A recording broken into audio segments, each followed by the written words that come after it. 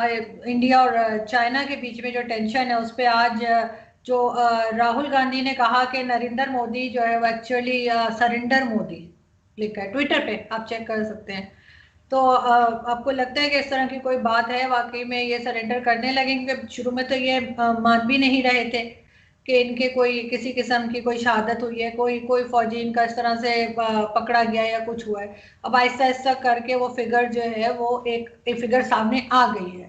और टेंशन अगर होती है, मैं तो चाहती हूँ कि ना हो टेंशन, ना चाइना में हो और ना भारत में हो, इसलिए कि अगर इन दोनों की होती है तो पाकिस्तान बच नहीं सकता, ना अलग रह सकता है। आपको पता है कि चाइनीज जो है उनके साथ हमारे किस तरह के टर्म्स हैं और किस तरह का बिजनेस है या जो कुछ भी है। तो उसके लिए पाकिस्तान तो ऑटोमेटिकली जो है वो चाइना के साथ खड़ा होना ही पड़ेगा। तो आपको लग रहा है कि कुछ टेंशन इनकी डिफ्यूज हो सकती है, कोई तरीका है, या ये बढ़ती हुई नजर आ रही है? देखें, पहली बात तो ये कह रहे हैं इंडिया की आज की सिचुएशन ये है कि जितना हिस्सा इंडिया का है वो टोटल इंडिया के कंट्रोल में, नंबर वन। एक इंच भी चाइनीज के कब्जे में नहीं है। हाँ, चाइनीज के कब्जे में इंडिया के वो इलाके हैं जो राहुल गांधी के ग्रेट ग्रैंडफादर नेहरू ने दिए थे। 62 की वॉर में जो हारे थे, तो surrender Singh is Congress, surrender Singh is Nehru and the clan, इसमें कोई दो राय नहीं। इन्होंने हमेशा सरेंडर किया है। इन्होंने पाकिस्तान के आगे सरेंडर किया है। आपके 26/11 में पाकिस्तान के एक अनऑफिशियल लश्कर जाके बंबई में हमला कर देता है शरीफ लोगों के ऊपर, सिविलियंस के ऊपर। उधर सरेंडर कर दिया। मनमोहन सिंह साहब ने कह दिया हम क्रिकेट नहीं खेलेंगे। मोदी जी होते तो बताते। अब इस तरफ आते हैं, चाइना की तरफ।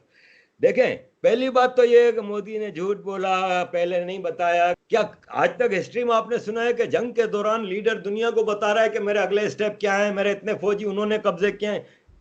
बेवकूफी की बातें। तो राहुल की बातों का बुरा नाम मनाया करें। राहुल के साथ बड़े मसले हैं, राहुल के साथ बड़ी ज्यादतियां हुई हैं जिंदगी में। और मैं इसकी बातों का इसलिए बुरा नहीं मनाता कि मेंटली अनस्टेबल, एक मिनट में आगे आ रहा हूं फिर आप पूछिएगा, अनस्टेबल पर्सन है ये। रहा सवाल कि चाइना इंडिया के दरमियान हुआ क्या था, वो ये था, वुहान के बाद चाइना को ये लगा कि वुहान को हमने कंट्रोल कर लिया है, बीजिंग तक भी नहीं जाने दिया, दुनिया का बाजा बज गया है। चाइना ने अपनी फैक्ट्रियां शुरू कर दी, मेडिकल इक्विपमेंट गए दुनिया में, कंज्यूमर ट्रस्ट खराब हुआ क्योंकि डिफेक्टिव माल, पाकिस्तान में अंडर गारमेंट्स वाले मास्क भेज दिए, और चूंकि चाइना मालिक ने भेजे थे तो फौज ने कहा पहनो, ठीक है, डिफेक्टिव माल भेजा, कंज्यूमर ट्रस्ट टूटा। China was looking for a war. China, आपको याद होगा एक कंट्री होता था दुनिया में यूएसएसआर, वो यूएसएसआर में मेजर कंपोनेंट वॉज रशिया, लेकिन इन्होंने ताजिकिस्तान, उज्बेकिस्तान, कितनी जगहों पे कब्जा किया हुआ था, वो आर्टिफिशियल अलायंस टूटा। यही चाइना है। ये चाइना में उगर प्रोविंस जो है वो एक्चुअली ईस्ट तुर्किस्तान है, वो पार्ट ऑफ ओटोमन एम्पायर, ये कब्जे में है। तिब्बत 1949 तक हिस्टोरिकली हमेशा आजाद कंट्री रहा है। यूएन में चाइना की मेंबरशिप मुअत्तल हुई थी क्योंकि तिब्बत पे कब्जा किया था। हांगकांग को 97 में इंटरनेशनल एग्रीमेंट के तहत ऑटोनॉमी हासिल थी, वहां चाइनी फौज ने कब्जा किया हुआ है। मकाओ को भी आजादी मिली थी, ऑटोनॉमी मिली थी।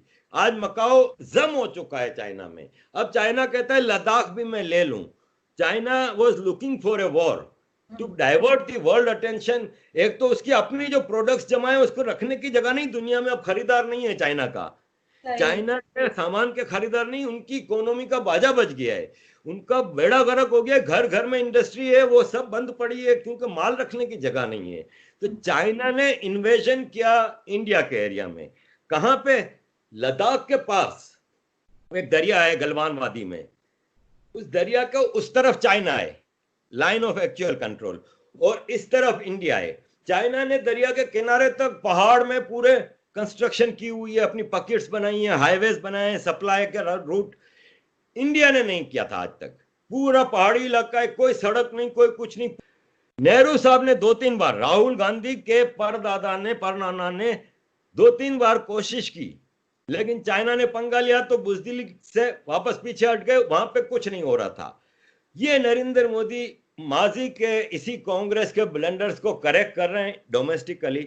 उन्होंने वहां पे कंस्ट्रक्शन शुरू की, वहां पे पुल बना उस दरिया के ऊपर, और कई रोड वोड बनने लगे तो चाइनीसों ने उन वर्कर्स के, वो फौजी वर्कर्स जो थे, निहत्ते थे, क्योंकि चाइना इंडिया का पैक्ट है 1967 में कि फायरिंग नहीं होगी, तो इस वाक्य में भी एक भी गोली नहीं चली, तो उनके ऊपर हमला किया, अचानक हमला हुआ, 20 इंडियन फौजी शहीद हुए, चाइना के 50 से ज्यादा मारे गए।